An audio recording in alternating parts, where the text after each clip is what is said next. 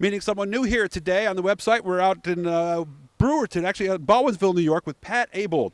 Pat, of course, he grew up not too far away from me out in Liverpool, but somehow our paths never crossed. I went to school with his older sister, Kim.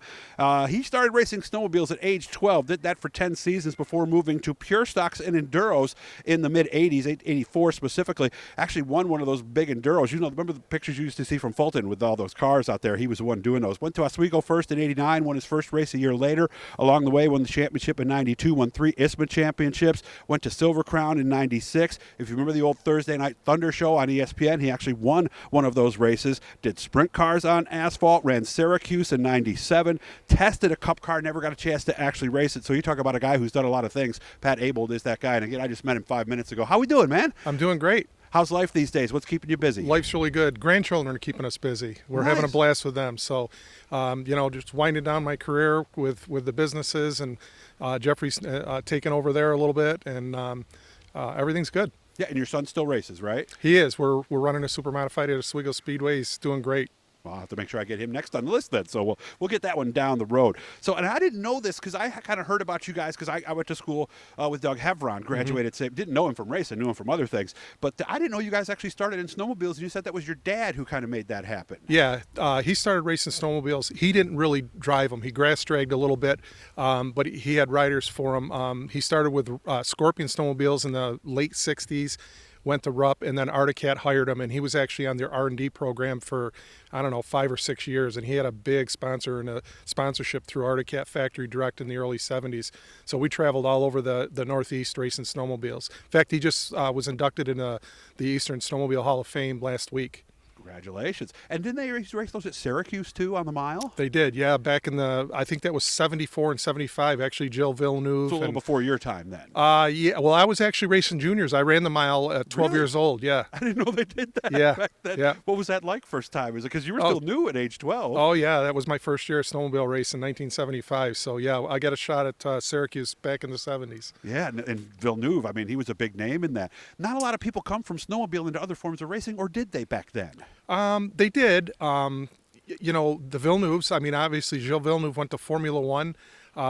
He always said that the experience on snowmobiles really helped him in his Formula One career, and I feel it really helped me in my super modified career.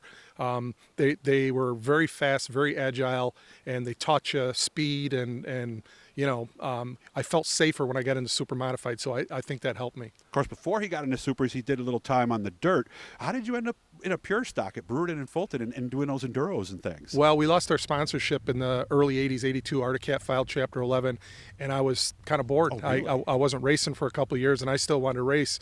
And so I got an old Pontiac. I don't remember what it was. Yeah, it was. I don't remember, but it was a two-door car, and we went through the whole thing, put a roll cage in it, and I ran some enduro races with it and ran some pure stock races, and we messed around with it for about 4 years there, and then I got bored with that, and my wife and I were sitting at Oswego Speedway in the stands one night, and I said, this is my next step right here. She thought I was nuts, but I had a car about 2 weeks after that. Oh, so it didn't take long after that to get, how long before you were actually on the track after that? We bought the car from Jeff West in the spring. He had bought a new Graves car, and I took it back to the shop, and we went through it. I got some help from a veteran up there, Joe Paino.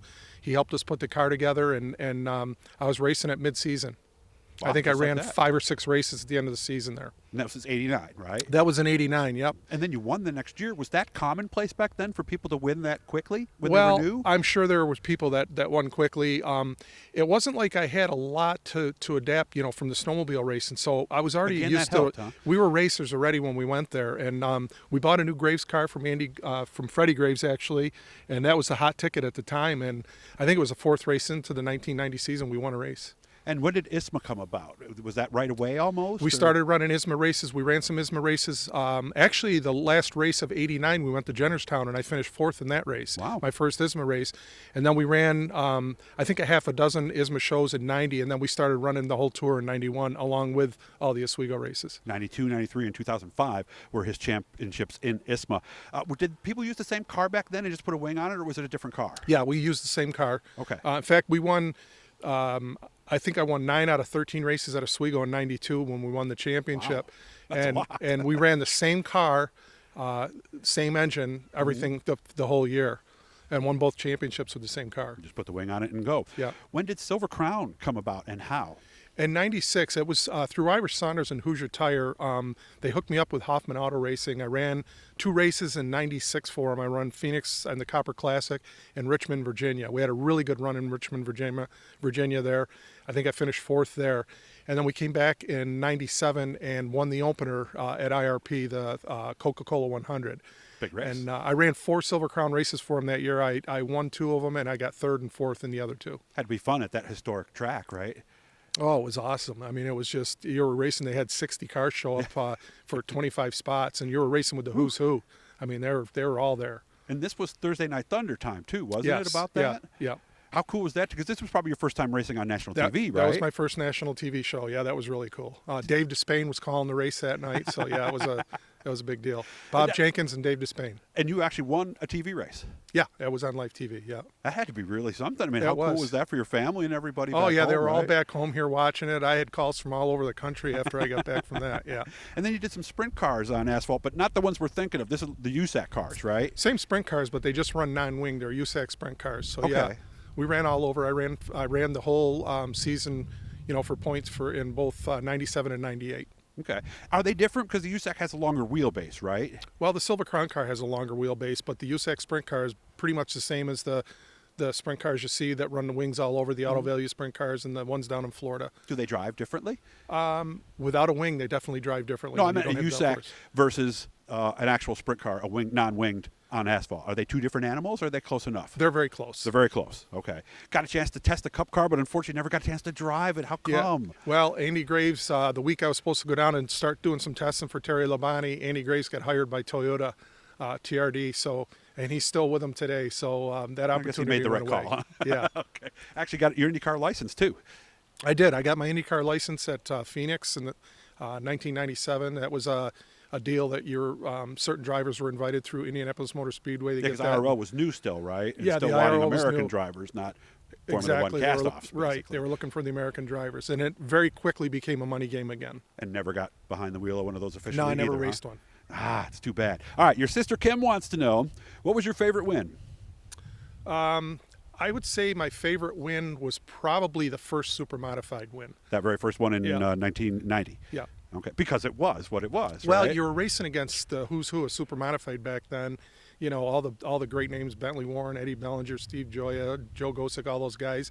And I came in as a rookie, and I was able to win with those guys. So that was a really Nice. special time for me. What was your favorite form of racing? 'Cause you drove a lot of different cars, so Super modified, for Without sure. a doubt, huh? Yeah, yeah. The super modified in a close second would have been the Silver Crown cars. okay. Are they similar?